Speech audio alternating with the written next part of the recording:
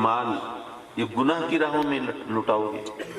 ये रोजी रिस्क ये मेरी रहमत है, तो मेरी रहमत से मेरा अजाब खरीदोगे? इसलिए ऐ मेरे बंदो, मालो मनाल बाद में मांगना, पहले मुझसे हिदायत मांगो। तुम मुझसे सेहत मांगते हो, जवानी मांगते हो, शबाब मांगते हो, ताकत मांगते हो, मैं तुम्हें शानदार कड़ियल जवान बना दूं, लेकिन हिदायत ना दूं तो अपनी जवानी भी गुनाह की राहों पे लुटाओगे, बल्कि सेहत और जवानी के नशे में कभी मुझे भी ललकारोगे। ये सेहत और जवानी ये भी तो मेरा इनाम और इकराम है, तुम इनके बदले में मेरे कहरो गजब को दावत दोगे। इसलिए ऐ मेरे बंदो, सेहत और जवानी भी बाद में मांगना, पहले मुझसे हिदायत मांगो। तुम मुझसे औलाद मांगते हो, बुढ़ापे की बैसाखी मांगते हो, सहारा मांगते हो, जिंदगी गुजारने का सलीका तरीका मांगते हो, मैं तुम्हें शानदार कवि है कल जवान बच्चों का बाप बना दूं, लेकिन उन्हें हिदायत न दूं, फिर क्या होगा? वो औलाद जिसकी वजह से तुम्हें सर उठा के चलना था, उन्हीं के बाइस सर झुका के चलोगे। वो जो तुम्हारे लिए वजह इज्जत होते वही सबब रुसवाई हो जाएंगे। इसलिए मेरे बंदो, औलाद भी बाद में मांगना, पहले मुझसे हिदायत मांगो। अच्छा, मुझसे हिदायत मांग रहे हो तो मैं तो हिदायत जरूर अता फरमाऊंगा। अच्छा, जरूर क्यों दूंगा ये भी समझते चलिए। आप बाजार में जा रहे हैं, किसी फकीर ने आवाज लगाई, अल्लाह के नाम पे 10 रुपए दे दो। 10 रुपए जाहिर है कि आजकल सबसे छोटा नोट वही है। आपने उसे 10 रुपए नहीं दिए, चले गए, क्या आप पर फतवे लगेंगे? क्या लोग बुरा भला कहेंगे? नहीं भाई, आपकी मर्जी, आपने नहीं दिए, कोई भी वजह हो सकती है। लेकिन अगर आप खुद बाजार में जाएं और किसी फकीर को बुलाएं और कहें कि ऐसा करो, मुझसे 10 लाख रुपए मांग लो, वो पहले तो हवास बाख्ता हुआ, कुछ समझ नहीं आई, फिर वहीं पे जनाब बैठ गया, पांव पकड़े, हाथ जोड़े, गरीब नवाज बंदा परवर लजपाल करम फरमाए, मेहरबानी करें, मैं मेरे बच्चे सारी जिंदगी आपको दुआएं देंगे, रब की बारगाह में आपके लिए इल्तिजाएं करेंगे, 10 लाख रुपए दे देंगे। अब जब उसने दुआ आपकी मिन्नत समाजत शुरू की, अब आप मुंह फेर के चल दिए, जाओ बाबा माफ करो, क्या ख्याल है अब लोग आपको बुरा कहेंगे कि नहीं कहेंगे? यारो अजीब बात है, पहले कुल 10 रुपए आपने नहीं दिए, 10 रुपए की क्या औकात है? किसी ने बुरा नहीं कहा कि यार कितना खसीस है, कितना कंजूस है, कितना बकील है, अल्लाह के नाम पे 10 रुपए भी इसकी जेब से नहीं निकले, किसी ने बुरा नहीं कहा। अब 10 लाख रुपए नहीं दिए तो लोग बुरा कह रहे हैं, क्यों? इसलिए कि अगर मांगने वाला अपनी मर्जी से मांगे तो सखी की मर्जी है, चाहे दे चाहे न दे। मांगने वाला अपनी मर्जी से मांगे तो देने वाले की मर्जी है, चाहे दे चाहे न दे। लेकिन अगर देने वाला खुद कहे कि मुझसे ही मांगो और फिर कोई सवाल करे, अब सखी पर लाजिम है जरूर दे, अगर नहीं देगा बातें तो बनेंगी, आवाजें तो कसे जाएंगे, लोग कहेंगे तो सही, मियाँ अगर इतनी तुम्हारी पसली नहीं थी, इतनी औकात, इतनी हैसियत नहीं थी, फिर क्यों उस गरीब से कहा था मुझसे 10 लाख रुपए मांग लो? गरीबों फकीरों भिखारियों से मजाक करते हो, शर्म नहीं आती? मांगने वाला अपनी मर्जी से मांगे, सखी की मर्जी चाहे दे चाहे न दे, लेकिन सखी खुद कहे कि मुझसे ये मांगो, तो अब कोई सवाल करे तो अब सखी पर लाजिम है कि जरूर दे। अब जो हम रब की बारगाह में अर्ज करते हैं, इहदिनस सिरातल मुस्तकीम, जब ऐसे कहे ना कहें, लेकिन माशाल्लाह साफ सुथरे कपड़े पहनकर बावजू होकर, माशाल्लाह उसके घर में जाके उसकी बारगाह में 10 बस्ता खड़े होकर तो कहते हैं ना इहदिनस सिरातल मुस्तकीम, तो अपनी तरफ से तो नहीं कह रहे, उसके कहने पे कह रहे हैं। तो हिदायत तो जरूर मिलनी चाहिए, मिलनी तो जरूर चाहिए, लेकिन क्या हर एक वो जो इहदिनस सिरातल मुस्तकीम कहता है, क्या मिल जाती है उसको हिदायत? मिलती तो नहीं। गुस्ताखाने रसूल तो कब से कहते चले आ रहे हैं, नहीं मिलती। कादियानी तक कहते हैं, उनको भी नहीं मिलती। तो क्या माज़अल्लाह अल्लाह पर आवाजें कसे जाएंगे, उसको बुरा भला कहा जाएगा? यारो बात यह है कि जब आपने फकीर से कहा मुझसे 10 लाख रुपए मांगो, अब उसने जब मांगना शुरू किए तो आप तो सिर्फ उसकी बात सुनते हैं ना, वो जबान से जो कुछ बोल रहा है, दुआएं दे रहा है, मिन्नत कर रहा है, समाजत कर रहा है, आप तो सिर्फ वो सुनते हैं, लेकिन दिल में क्या सोच रहा है वो तो नहीं पता। हो सकता है दिल में सोच रहा हो कि यार ये मुर्गा आज फंसा है, बच के ना जाए, यहीं ज़िबा कर दो, वरना फिर पता नहीं हत्ते चढ़े ना चढ़े। सुभान अल्लाह। अगर कोई फकीर, कोई भिखारी आपसे कुछ कह रहा हो तो वो आप सिर्फ उसके जबान से निकले हुए जुमले और फिक्रे सुनते हैं, लेकिन जब बंदा रब की बारगाह में अर्ज करता है इहदिनस सिरातल मुस्तकीम, वो सिर्फ हमारी बात नहीं सुनता, بلکہ ہم جو سوچتے ہیں وہ بھی جانتا ہے، جو بولتے ہیں وہ بھی جانتا ہے، جو دکھاتے ہیں وہ بھی جانتا ہے، جو چھپاتے ہیں وہ بھی جانتا ہے، وہ ظاہر بھی جانتا ہے، باطن بھی جانتا ہے، نیت بھی جانتا ہے، عمل بھی جانتا ہے، اس سے کچھ چھپا ہوا نہیں ہے۔ وہ جانتا ہے کہ میرا بندہ جو میری بارگاہ میں کھڑا اہدنا الصراط المستقیم کہہ رہا ہے، کیا واقعی مجھ سے ہدایت مانگ رہا ہے، یا اس کے والدین نے، اس کے اساتذہ نے، اس کے بڑوں نے بچپن میں یہ اس کو نماز سکھا دی تھی، یہ سورت رٹوا دی تھی، یہ رٹی ہوئی سورت یہ اس کی زبان پر جاری ہے، اس کے زبان پر تو اہدنا الصراط المستقیم ہے، لیکن مانگتا مانگتا کچھ نہیں، اس کا دھیان کہیں اور ہے، خیال کہیں اور ہے، یہ بولتا کچھ اور ہے اور سوچتا کچھ اور ہے۔ وہ جانتا ہے کہ واقعی مجھ سے ہدایت مانگ رہا ہے کہ نہیں، میرا ایمان ہے، میرا یقین ہے، سچے دل سے اس سے ہدایت مانگ کے دیکھو ملتی ہے کہ نہیں ملتی، ضرور ملے گی، کیونکہ اس کے کہنے پہ مانگ رہے ہیں۔ رب کائنات تو ضرور ہدایت عطا فرمائے گا، لیکن سوال یہ ہے کہ ہمیں کیسے پتہ چلے گا کہ اب ہمیں ہدایت مل گئی؟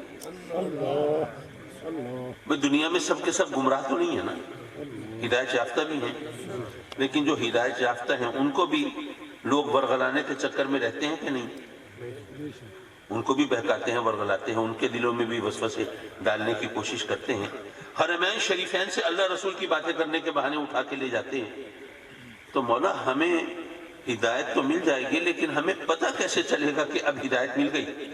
پہلے اگر ذرا ڈاماڈول تھے بھی، ادھر ادھر تھے بھی صحیح، اگر کہیں کوئی کجی، کوئی خامی، کوئی کمی، کوئی کوتاہی، کوئی نقص تھا بھی صحیح، تو اب وہ دور ہو گیا۔ مولا ہمیں جبریل تو آ کے نہیں بتائیں گے، کوئی وحی تو نہیں آئے گی، الہام بھی نہیں ہوگا، تو ہمیں کیسے پتہ چلے گا کہ اب ہم آگے صراط مستقیم پر، اب اس پر ڈٹ جائیں، اس سے ڈیویٹ نہ کریں، ادھر ادھر نہ جائیں، کیسے پتہ چلے گا؟ رب کائنات نے گویا ہی فرمایا کہ اے میرے بندوں، جب مجھ سے ہدایت مانگی ہے تو اتنی آسانی سے ہدایت دوں گا کہ پھر بھٹکنے کی گنجائش نہیں ہوگی۔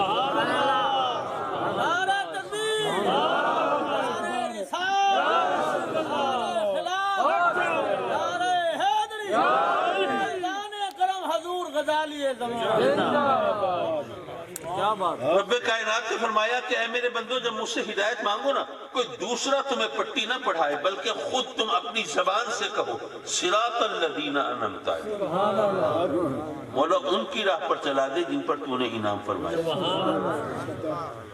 کیا خیال ہے، اللہ کو پتہ ہے کہ نہیں پتہ سیدھا راستہ کون سا ہے؟ کیا ہم بتائیں گے اللہ کو کہ مولا یہ ہے سیدھا راستہ، اس پہ چلا دے؟ اگر تمہیں پتہ ہے خود چل پڑو، اس سے کیوں کہہ رہے ہو؟ اس کی بارگاہ میں کہنے کی ضرورت کیا ہے؟ حضرات مکرم، یہ بات ہے ذرا سمجھنے کی۔ دراصل یہ اتنا آسان طریقے سے رب کائنات نے راستہ سکھایا ہے، سمجھایا ہے کہ اس سے زیادہ آسان طریقہ ہو نہیں سکتا۔ اس کو ایک مثال کے ذریعے سمجھ لیجئے۔ اس بستی کا کیا نام ہے صحیح؟ سیدہ شریف۔ فرض کیجئے آپ یہاں سیدہ شریف کے رہنے والے ہیں، آپ کا کوئی عزیز، کوئی دوست آ رہا ہے لاہور ایئرپورٹ پر، آپ نے اس کو ریسیو کرنا ہے، آپ یہاں سے روانہ ہوتے ہیں، آپ کے پاس اپنی گاڑی ہے، سواری ہے، ڈرائیور ہے، آپ یہاں سے چلتے ہیں لاہور شہر میں، انٹر ہوتے ہیں، گاڑی کھڑی کر کے پوچھتے ہیں بھئی ذرا ہم سیدہ شریف سے آئے ہیں، کوئی تقریباً 300-400 کلومیٹر کا فاصلہ ہے بھائی، اب ہم آ گئے ہیں، ذرا لاہور ایئرپورٹ کا راستہ تو بتا دو۔ لوگوں نے کہا یار یہ بندہ اتنی دور سے آیا ہے، اس کو ذرا صحیح طور سے راستہ بتا دینا چاہیے تاکہ جگہ جگہ اس کو لوگوں سے پوچھنا نہ پڑے۔ انہوں نے تسلی سے، پوری تفصیل سے آپ کو راستہ بتانا شروع کیا۔ دیکھو بھئی سامنے راؤنڈ اباؤٹ نظر آ رہا ہے، اس سے سیدھے ہاتھ چلے جانا، آگے ایک چوک آئے گا، اس سے فلاں سڑک نکل رہی ہوگی، اس پہ مڑ جانا، پھر آگے چلو گے تو ایک فلائی اوور نظر آئے گا، اس کے نیچے سے گزر جانا، پھر سیدھے ہاتھ پہ پھر مڑ جانا، پھر آگے فلاں راؤنڈ اباؤٹ آئے گا، پھر فلائی اوور آئے گا، پھر آپ سن کے حیران پریشان، بھائی میں وہاں سیدھا پور سے آیا ہوں، وہاں پہ نہ فلائی اوور ہوتے ہیں، نہ راؤنڈ اباؤٹ ہوتے ہیں، نہ اتنے چوک ہوتے ہیں، نہ اتنی سڑکیں، نہ اتنی گاڑیاں، نہ اتنے راستے۔ بھائی میں 400 کلومیٹر طے کر کے آیا کھڑا ہوں، اب 10-20 کلومیٹر کی بات رہ گئی ہے، خدا کے واسطے مجھے راستہ دکھا دو، ایئرپورٹ پہنچا دو۔ آپ کی پریشانی دیکھ کے ایک بندہ آیا آپ کے پاس، ایئرپورٹ جا رہے ہو، بہت پریشان ہو، تمہاری خوش نصیبی، پریشان ہونے کی ضرورت نہیں ہے، اتفاق ایسا ہے میں بھی ایئرپورٹ جا رہا ہوں، تو ایسا کرو کہ اپنی گاڑی میری گاڑی کے پیچھے لگا لو، سیدھے ایئرپورٹ پہنچ جاؤ۔ نہ تو جگہ جگہ رک کے لوگوں سے راستہ پوچھنے کی ضرورت ہوگی، نہ کھڑے ہو کے سڑکوں کے نام پڑھنے کی حاجت ہوگی، نہ استخارے کی ضرورت ہوگی، فلائی اوور کے اوپر سے جانا ہے، نیچے سے گزرنا ہے، راؤنڈ اباؤٹ سے کدھر مڑنا ہے کدھر نہیں مڑنا، اس تمام تگ و دو کی کوشش و کاوش کی ضرورت نہیں ہوگی۔ بس ایسا کرنا، اپنی گاڑی میری گاڑی کے پیچھے رکھنا، ادھر ادھر مت ہو جانا، سیدھے ایئرپورٹ پہنچ جائیں گے۔ یارو اس سے زیادہ آسان راستہ ہو سکتا ہے؟ اللہ نے فرمایا تمہیں ہدایت چاہیے نا، تمہیں کیا پتا ہدایت کا راستہ کون سا ہے؟ ایسا کرو میرے انعام یافتہ بندوں کے پیچھے چل پڑو، تمہیں بھی ہدایت۔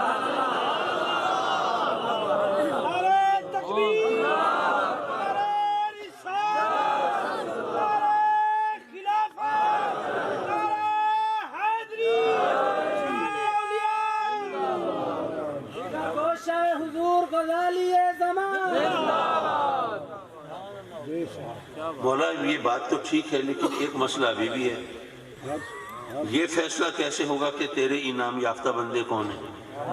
یہاں تو ہر ایک 52 گز کا ہے۔ زمیندار کہتا ہے جناب اگر مجھ پر انعام نہ ہوتا تو میری اتنی اچھی فصل کیسے ہوتی؟ دکاندار کہتا ہے مجھ پر انعام نہ ہوتا میری اتنی سیل، اتنی بکری کیسے ہوتی؟ صنعت کار کہتا ہے کہ مجھ پر انعام نہ ہوتا 1 کی 10 فیکٹریاں کیسے لگتی؟ اور چشم بدور ماشاءاللہ سیاستدان بھی کہتے ہیں کہ ہم پر انعام نہ ہوتا الیکشن میں کامیاب کیسے ہوتے، حکومت کیسے ملتی؟ مولا یہاں تو ہر ایک کا دعویٰ ہے کہ وہی انعام یافتہ ہے، تو مولا ہم یہ فیصلہ کیسے کریں کہ کون انعام یافتہ ہے، کس کے پیچھے چلنا ہے؟ اللہ نے گویا ہی فرمایا کہ اے میرے بندو، یہ مسئلہ ہے ہدایت اور گمراہی کا، بلکہ یوں کہو کہ یہ مسئلہ ہے ایمان اور کفر کا، بلکہ یوں کہو کہ یہ مسئلہ ہے زندگی اور موت کا۔ تو میں تمہاری ثوابدید پہ نہیں چھوڑتا، یہ مسئلہ میں خود قرآن میں حل کر دیتا ہوں۔ میرے انعام یافتہ بندے کون ہیں؟ قرآن کی تفسیر خود قرآن کر رہا ہے، اس سے بہتر تفسیر ممکن نہیں۔ وَمَن يُطِعِ اللَّهَ وَالرَّسُولَ فَأُولَٰئِكَ مَعَ الَّذِينَ أَنْعَمَ اللَّهُ عَلَيْهِمْ مِنَ النَّبِيِّينَ وَالصِّدِّيقِينَ وَالشُّهَدَاءِ وَالصَّالِحِينَ۔ اللہ فرماتا ہے کہ میرے انعام یافتہ بندے کون ہیں؟ تم کوشش نہ کرو، ذہن نہ لڑاؤ، میں بتاتا ہوں میرے انعام یافتہ بندے نبی ہیں، وہ صدیق ہیں، شہداء اور صالحین ہیں، یہ میرے انعام یافتہ بندے ہیں۔ ان کے پیچھے چلو گے تو ہدایت ملے گی، صراط الذین انعمت علیہم۔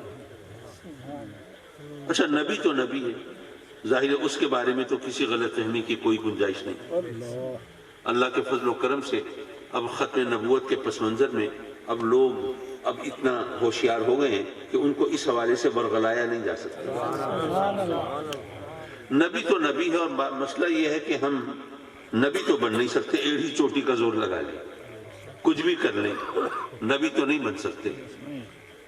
صدیق، شہید اور صالح، اور یہ علماء تشریف فرما ہیں، میں مانتا ہوں کہ ان کے مراتب میں فرق ہے، لیکن اگر اس تفصیل کی طرف میں گیا تو مشکل ہو جائے گی۔ وہ شاعر نے کہا تھا کہ میری تھوڑی سی سمجھ بھی اڑ گئی، میری تھوڑی سی سمجھ بھی اڑ گئی، مجھ کو اس کثرت سے سمجھایا گیا۔ بہت زیادہ سمجھائے نا پھر کچھ پلے نہیں پڑتا، کچھ سمجھ میں نہیں آتا۔ تو صدیق، شہید اور صالح، ان تینوں کے مراتب میں، منصب میں فرق تو ہے، لیکن اگر علماء اجازت دے تو میں ان تینوں کو ولی کہہ سکتا ہوں۔ بھئی صدیق بھی ولی، شہید بھی ولی، صالح بھی ولی، کیوں؟ یہ انعام یافتہ بندے ہیں نا۔ تو ولی دوست کو کہتے ہیں، ولی محبوب کو کہتے ہیں، ولی مقرب کو کہتے ہیں۔ تو اللہ کے انعام یافتہ بندے اس کے دوست ہوں گے کہ نہیں؟ اس کے محبوب ہوں گے کہ نہیں؟ اس کے مقرب ہوں گے کہ نہیں؟ تو پتہ چلا ہے تینوں ولی ہیں۔ تو اللہ نے فرمایا تمہیں ہدایت کیسے ملے گی؟ جب تم میرے نبیوں اور ولیوں کے پیچھے چلو۔ اب مسئلہ بالکل کرسٹل کلیئر ہو گیا، بالکل شفاف ہو گیا، اب کسی اگر مگر کی گنجائش نہیں رہی، لیکن تھوڑی سی زحمت آپ کو کرنی پڑے گی۔ یضل بہ کثیرا ویہدی بہ کثیرا، قرآن سے ہدایت پانے والے بھی بہت، گمراہ ہونے والے بھی بہت۔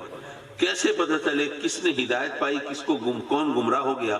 تو اللہ نے ہمیں بتا دیا کہ تم دیکھ لو، جو قرآن پڑھ کے نبیوں اور ولیوں کے پیچھے چلتا ہے اس کو ہدایت ملی ہے۔ جو قرآن پڑھ کے نبیوں اور ولیوں کے پیچھے چلے اس کو ہدایت ملی، اور جو قرآن پڑھ کے نبیوں اور ولیوں کے پیچھے پڑ جائے، قرآن پڑھ پڑھ کے ثابت کرنے کی کوشش کرے کہ نبی سے بھی خطا کا ارتکاب ممکن ہے اور رسول بھی گناہگار ہو سکتا ہے، یارو کسی کو اتنا ہوش نہیں ان کو جواب دے کہ جن کے نقش قدم کے صدقے میں ہمیں ہدایت ملنی ہے، اگر وہ بھی گمراہ ہو سکتے ہیں ہمیں تو ہدایت کا خیال ہی چھوڑ دینا چاہیے۔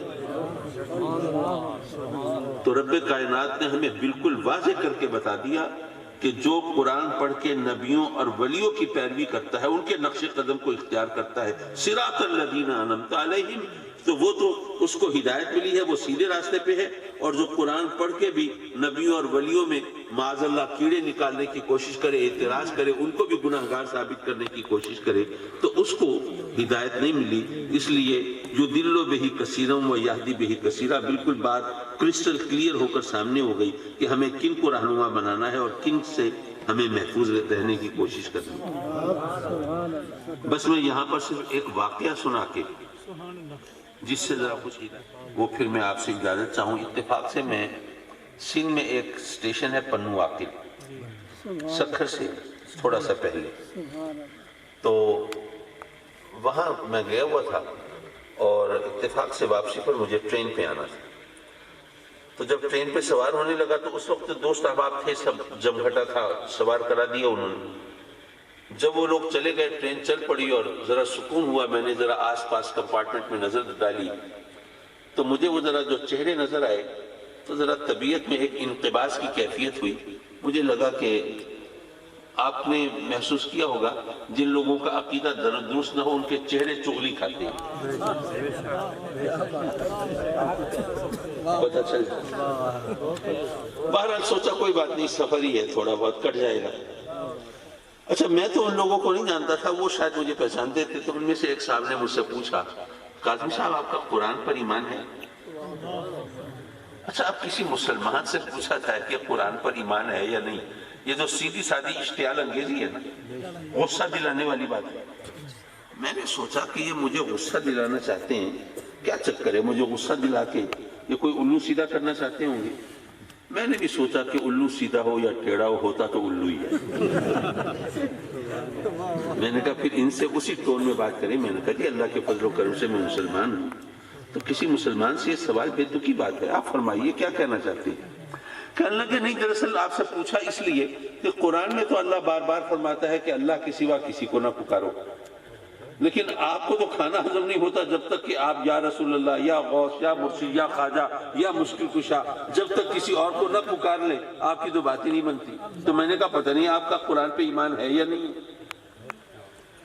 میں نے کہا جی ماشاءاللہ، تو آپ ایک دو کو نہیں ہزاروں لوگوں کو اکٹھا پکار لیتے ہیں، آپ کے ایمان پہ کوئی فرق پڑتا ہے کہ نہیں پڑتا؟ اب ذرا ٹھٹک گئے، کہنے لگے کہ یہ تو عام پکارنا ہے نا، یہ تو یہاں مراد نہیں ہے۔ میں نے کہا ہاں، اب بتائیے نا کیا مراد ہے یہاں، تاکہ وہ پکارنے میں تقسیم اور تفریق خود ہی کر لیں۔ کہنے لگے دراصل مردہ کو پکارنا شرک ہے۔ میں نے کہا اچھا مردہ کو پکارنا شرک ہے، تو آپ کی والدہ محترمہ حیات ہے یا دنیا سے رخصت ہو گئی؟ کہنے لگے وہ تو پردہ کر چکی۔ میں نے کہا کبھی ایسا بھی ہو جاتا ہے کہ کسی بچے کی ماں دنیا سے رخصت ہو جائے، اس کو ذرا چوٹ لگے تو دھاڑو اما بے اختیار پکار اٹھتا ہے، ایسا ہوتا ہے کہ نہیں؟ تو بیچارہ پھر چوٹ لگتے ہی پکارتے مشرک ہو جاتا ہے کیا؟ پھر یہ کہ آپ کہہ رہے ہیں کہ مردہ کو پکارنا شرک ہے، تو جیسے جنگ بدر کے بعد آقا کریم صلی اللہ علیہ وسلم کا، میں دراصل وہ واقعات سنانے سے احتراز کرتا ہوں کیونکہ وہ سب جانتے ہیں، صرف نتیجے کی طرف متوجہ ہوتا ہوں۔ سبحان اللہ۔ آپ جانتے ہیں کہ جب آقا کریم صلی اللہ علیہ وسلم نے جنگ بدر سے پہلے میدان بدر میں آ کے نشاندہی فرمائی، یہاں پر فلاں کافر، وہ یہاں فلاں مردود، یہاں پہ قتل ہوا پڑا ہوگا، یہاں پہ فلاں کی لاش ہوگی، یہ ہوگا، تو اگلے دن آئے تو جیسے میرے آقا کریم نے فرمایا تھا وہی کچھ منظر تھا۔ پھر حضور علیہ السلام نے ان کافروں کو خطاب فرمایا کہ کیا تم نے اللہ کے وعدے کو سچا نہیں پایا؟ سیدنا عمر فاروق رضی اللہ تعالیٰ عنہ ساتھ ہیں، تو انہوں نے گویا اس موقع سے فائدہ اٹھایا اور امت کی رہنمائی کے لیے سوال کیا اور اس کی آقا یہ تو مر چکے، قتل ہو چکے، کیا یہ سنتے ہیں؟ آقا کریم نے فرمایا تم سے زیادہ سنتے ہیں۔ اچھا ممکن ہے بات آپ کو عجیب لگ رہی ہو، تم سے زیادہ سنتے ہیں، ذرا اس کی تھوڑی سی وضاحت کرتا چلوں۔ آپ کو پتہ ہے نا کہ ہمارا کوئی عزیز، کوئی رشتہ دار دنیا سے رخصت ہو جائے، ہم اس کو لے جاتے ہیں قبر میں، قبرستان میں اس کو اہتمام سے دفناتے ہیں، اور حدیث شریف کی روشنی میں جب ہم اس کو دفنا کے واپس آتے ہیں تو وہ مردہ چلاتا ہے، چیختا ہے مجھے چھوڑ کے کہاں جا رہے ہو؟ قدموں کی چاپ سن رہے ہوتے ہیں، حالانکہ وہ زمین کے اندر دفن ہے، ایک طرح سے ساؤنڈ پروف ہوتی ہے قبر۔ اچھا پھر آپ جب قبرستان میں جاتے ہیں تو وہاں جا کے کہتے ہیں سنت کے مطابق السلام علیکم یا اہل القبور کہتے ہیں۔ آج کل ماشاءاللہ قبرستان بھی بہت بڑے بڑے ہو گئے، قبضہ گروپ سے بچے رہیں تو بڑے تو ہوں گے۔ تو قبرستان کے دوسرے سرے پر جو شاید اتنی دور ہو کہ ہماری نگاہ بھی مشکل سے پہنچ رہی ہو، وہاں پر جو قبر بنی ہوئی ہے، اس میں جو قبر میں جو مردہ مدفون ہے، اس نے سن لیا یا نہیں سنا؟ سن لیا۔ کوئی ساؤنڈ سسٹم فٹ ہے اس کے قبر میں؟ نہیں۔ کیا لاؤڈ سپیکر آپ نے استعمال کیا ہے اپنی بات پہنچانے کے لیے؟ نہیں۔ وہاں پر جو جیتا جاگتا انسان کھڑا ہے قبر پر زمین کے اوپر، اس نے نہیں سنا، لیکن اس مردے نے سن لیا۔ کیسے؟ کیونکہ آقا کریم نے پہلے فرما دیا تھا تم سے زیادہ سنتے ہیں۔ اچھا یہ چند باتیں کی تو کہنے لگے نہیں دراصل بات یہ ہے کہ دور سے پکارنا شرک، مردہ کو نہیں، معاف کیجئے، مدد کے لیے پکارنا شرک ہے۔ میں نے کہا اچھا مدد کے لیے پکارنا شرک ہے۔ تو اوپر کی ٹرین پہ سفر کر رہے تھے نا، تو اوپر کی جو برتھ تھی اس کے اوپر بڑے بڑے صندوق رکھے ہوئے تھے جو ظاہر ہے انہی لوگوں کے تھے۔ میں نے کہا جی ابھی جب آپ منزل پر پہنچیں گے اتنے بڑے صندوق اتارنا کسی ایک بندے کے بس کی بات تو نہیں ہے، آپ کسی نہ کسی ساتھی کو بلائیں گے یا قلی کو پکاریں گے اور بلائیں گے کہ بھئی یہ ذرا سامان اٹھواؤ، تو آپ مدد کے لیے بلائیں گے نا، تو پھر کیا ایمان سلامت رہے گا یا مشرک ہو جائیں گے؟ اور کہتے ہیں کہ دنیا تو چلتی ہی امداد باہمی کے نظام پہ، جب تک ہم ایک دوسرے کی مدد نہ کریں اس وقت تک یہ دنیا کا کاروبار ہی نہیں چلتا۔ اور تعاونوا علی البر والتقوی، اور پھر اسی طرح علماء کرام جانتے ہیں کہ جب آدمی راستہ کہیں بھول جائے، کھو جائے، تو اعینونی یا عباد اللہ، اللہ والوں کو پکارنا، یہ حدیث سے ثابت۔ پھر انہوں نے پیترا بدلا، کہنے لگے نہیں دراصل بات جو ہے کہ دور سے پکارنا شرک ہے۔ میں نے کہا اچھا ٹھیک ہے آپ ہر پہ آزماتے رہیے۔ میں نے کہا یہ بتائیے کہ میرا بھائی رہتا ہے انگلینڈ میں، میں اس کو فون کروں اور کہوں کہ ہاں بھائی خیریت سے آپ ٹھیک ہیں، بات سن رہے ہو نا میری، کب آ رہے ہو؟ تو اب وہ انگلینڈ میں یہاں بیٹھا ہوں، یہاں سے میں اس کو پکار رہا ہوں، تو کیا میں مشرک ہو گیا؟ کہنے لگے آپ لوگوں کو بیوقوف بنا رہے ہیں۔ بھئی آپ تو فون پر بات کر رہے ہیں نا، آپ اس سے بات کر رہے ہیں، پکار رہے ہیں، آپ کی لائن ملی ہوئی ہے، تو اس طرح تو یہ شرک نہیں ہے۔ میں نے کہا تو بات تو جواب تو آپ نے دے دیا، جس کی لائن ملی ہوئی ہو اس کو پکارنا شرک نہیں ہے۔ نعرہ تکبیر، نعرہ رسالت، نعرہ خلافت، نعرہ حیدری، اعلان کرم حضور غزالی۔ کیا بات ہے! تو حضرات مکرم بات تو اچھا چلیے ایک اور واقعہ اسی طرح کا یاد آیا، چلیے وہ بھی سناتا چلوں۔ ایک دفعہ ایک صاحب نے اسی طرح تکرار کی، کہنے لگے جی قرآن میں تو اللہ بار بار کہتا ہے کہ اللہ کے سوا نفع نقصان کا مالک کوئی نہیں، اور آپ جو ہیں پیروں فقیروں کے پاس جاتے ہیں، آستانوں پہ جاتے ہیں، خانقاہوں پہ جاتے ہیں، کسی کو داتا کہتے ہیں، دستگیر کہتے ہیں، شیخ کہتے ہیں، مرشد کہتے ہیں، خواجہ کہتے ہیں، تو وہ بتائیے آپ کو ان سے مدد کی توقع ہوتی ہے؟ تو اللہ تو قرآن میں کہہ رہا ہے کہ نفع نقصان کا مالک تو اللہ ہے، اللہ کے سوا کوئی نہیں، تو آپ دوسروں کو مالک سمجھتے ہیں، یہ شرک نہیں تو اور کیا ہے؟ میں نے کہا اچھا یہ بتائیے کہ شیطان سے آپ کی دوستی ہے کہ دشمنی ہے؟ کہنے لگے یہ کیا بکواس ہے، شیطان سے مسلمان کی دوستی کیسے ہو سکتی ہے؟ میں نے کہا تو یہ بتائیے کہ شیطان سے بچنا چاہیے یا پینگے بڑھانی چاہیے؟ کہنے لگے بھئی اللہ نے قرآن میں کہا ہے شیطان سے بچو۔ میں نے کہا پھر یہ بتائیے کہ شیطان نقصان پہنچا سکتا ہے یا نہیں؟ اگر کہو کہ نہیں پہنچا سکتا نقصان تو بچنے کی ضرورت کیا ہے؟ بھئی دشمن ہے نا، ان شیطان للانسان عدو مبین، کھلا دشمن ہے، دشمن ہو اور کچھ کر نہ سکے، دشمن ہو اور لاچار ہو، دشمن ہو اور بےکس ہو، تو پھر اس سے بچنے کی کیا ضرورت ہے؟ پھر تو اگلے پچھلے سارے بدلے چکا دینے چاہیے، آستینیں چڑھانی چاہیے اور پل پڑنا چاہیے۔ لیکن ہمیں تو قرآن میں اللہ بار بار کہہ رہا ہے کہ شیطان سے بچو، اس کے نقش قدم سے بچو، تو ماننا پڑے گا کہ شیطان نقصان پہنچا سکتا ہے۔ اگر نہ پہنچا سکے تو ہمیں اس سے بچنے کی تلقین بے معنی ہو جاتی ہے۔ اور شیطان کے پاس نقصان پہنچانے کی طاقت ہے کہ نہیں ہے؟ شیطان کو یہ طاقت کس نے دی؟ اللہ نے۔ جب اللہ نے حکم دیا تمام فرشتوں کو کہ آدم کو سجدہ کرو، فسجدوا الا ابلیس، تمام فرشتے سجدہ ریز، یہ ابلیس اکڑا کھڑا رہا۔ اچھا یہاں پر ذرا ایک دو باتیں ہیں وہ بھی کہتا چلوں۔ کوئی رب کائنات چونکہ رحمان و رحیم ہے نا، اور اس کی رحمت اس کی باقی صفات پر حاوی ہے، تو اس نے ابلیس پر بھی اپنی رحمت کا اظہار فرمایا۔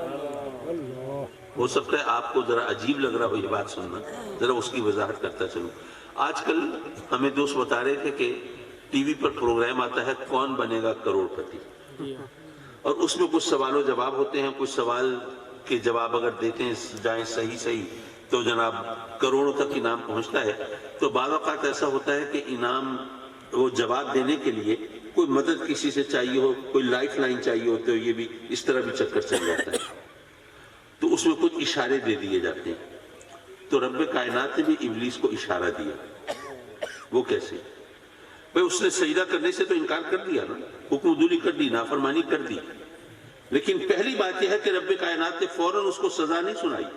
بھئی جرم تو کر بیٹھا ہے، جب جرم کر بیٹھا ہے تو رب کائنات سزا سنا دے، لیکن نہیں، کائنات کی پہلی عدالت لگی ہے، اور رب کائنات نظام انصاف کا پہلا اصول مرتب فرما رہا ہے، اور گویا یہ بتا رہا ہے کہ اے لوگوں، چاہے جرم کرنے والا، غلطی کا ارتکاب کرنے والا خود ابلیس ہو، اور انصاف کرنے والا خود رب کائنات ہو، جس سے کچھ چھپا ہوا نہ ہو، وہ سب کچھ جانتا ہو، لیکن پھر بھی جب تک ملزم کو، مجرم کو صفائی کا موقع نہ دیا جائے اس وقت تک سزا نہیں سنائی جاتی۔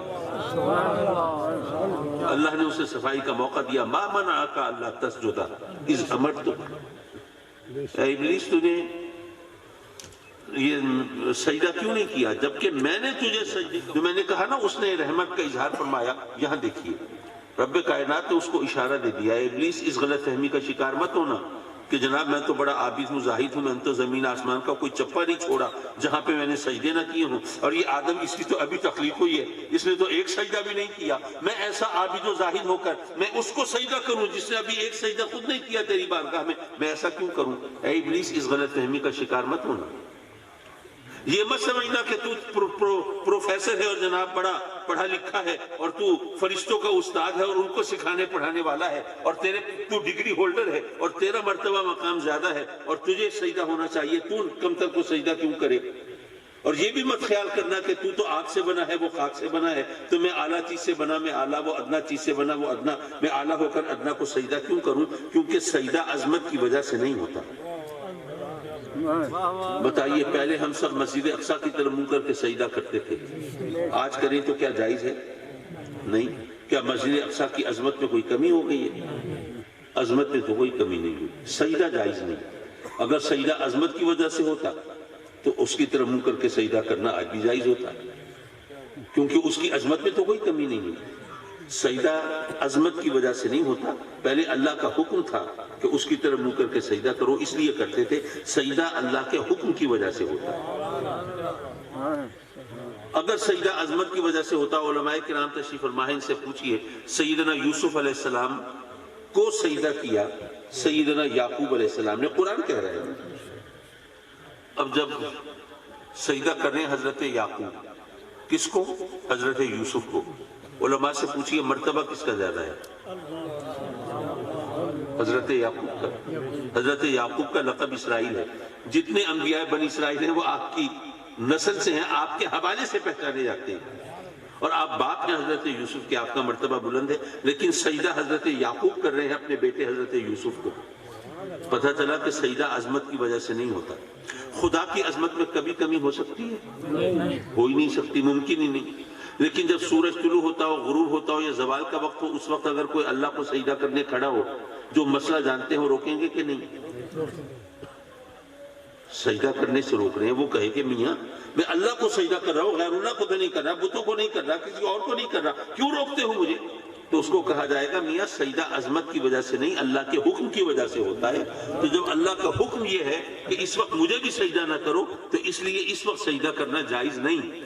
تو جب یہ پتہ چل گیا کہ سجدہ اللہ کے حکم کی وجہ سے ہوتا ہے، تو اللہ نے اس کو ابلیس کو بھی اشارہ دیا، ما منعک الا تسجد اذ امرتک، جب میرا حکم ہو گیا پھر تجھے کس چیز نے روکا سجدہ کرنے سے؟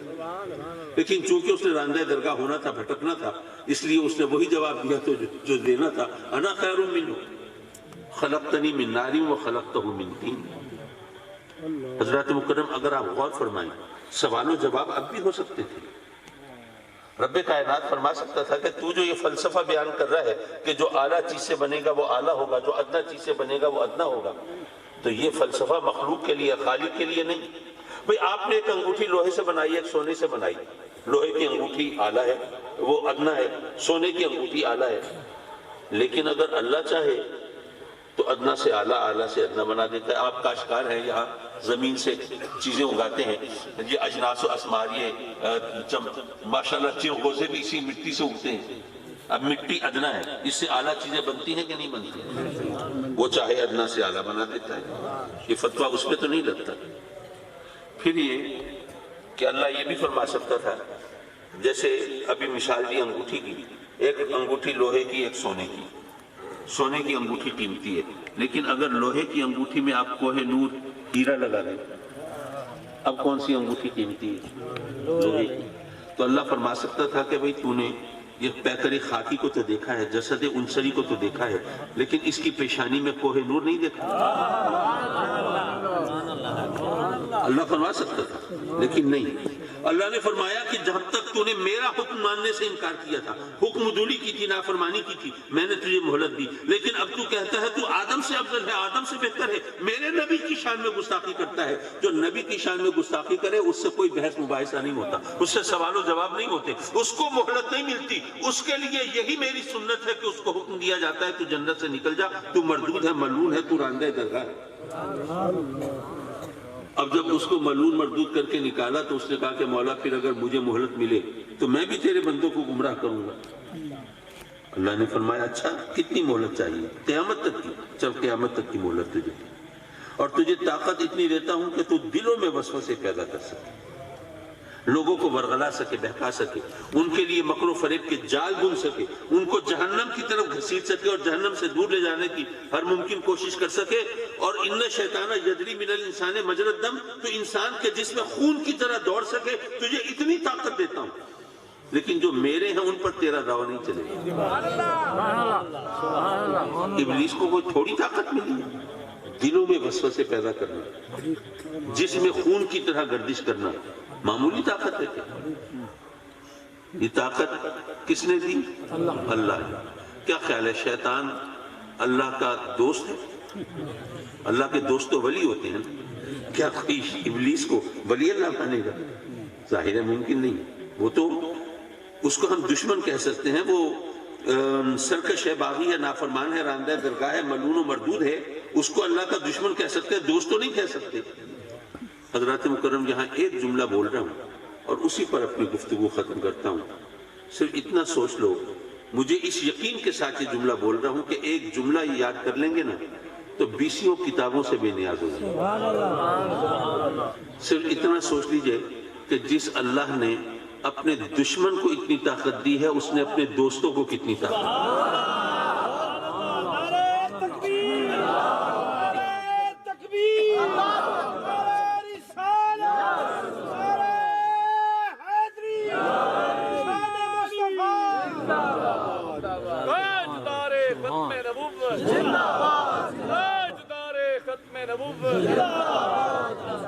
رسول کی ایک سزا، سرتم سے جدا، رسول کی ایک سزا، سرتم سے جدا، سرتم سے جدا.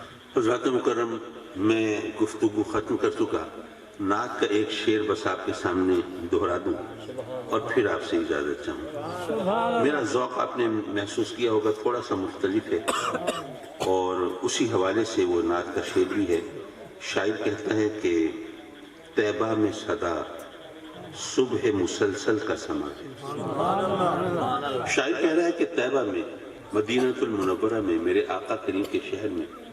اچھا یہ بھی عجیب بات ہے، دوسرے لوگ جو ہے وہ زیادہ قرات سے ذکر کرتے ہیں نا، مدینہ المنورہ، مکہ المکرمہ، اور جناب ان سے پوچھیں حج و عمرہ کر کے آئیں تو بڑی قرات سے ذکر کر رہے ہوتے ہیں. کبھی ان سے پوچھو کہ یار مدینے کو منور تو تم بھی مانتے ہو، اور جس کے نور سے مدینہ منور ہے اسے نور نہیں ہے. مدینہ پہلے تو منور نہیں تھا، اس کا نام تو یثرب تھا. اس کی مٹی سے تو بیماریاں جنم لیتی تھی، وبائیں پھوٹتی تھی. یہ تو میرے آقا کریم جب ہجرت کے بعد وہاں تشریف فرما ہوئے، کچھ صحابہ کو دیکھا صاحب فراش ہیں، علیل ہیں، بیمار ہیں، ناتواں ہیں، کمزور ہیں. میرے آقا کریم نے پوچھا ان کو کیا ہوا؟ عرض کی آقا یہاں کی مٹی کا اثر ہے، اس مٹی سے بیماریاں جنم لیتی ہیں اور وبائیں پھوٹتی ہیں. میرے آقا کریم نے رب کی بارگاہ میں جھولی پھیلا دی اور ہاتھ اٹھا دیے اور عرض کی مولا اس مٹی سے بیماریاں پیدا ہوتی ہوں گی، پر اب تو میں یہاں پر آ گیا ہوں، میرے قدم اس سرزمین کو لگے ہیں، ان کی لاج رکھ لے اور آج کے بعد سے غبار مدینہ کو خاک شفا بنا دے. طیبہ میں صدا صبح مسلسل کا سما ہے، اور جس شہر میں سورج ہے وہاں رات کہاں ہے؟ جس شہر میں سورج ہے وہاں رات کہاں ہے؟ وآخر دعوانا ان الحمدللہ. اچھا حضرت اب آپ سنبھال لیجئے محفل کو، میں نے جو میکسیمم ٹائم دے سکتا تھا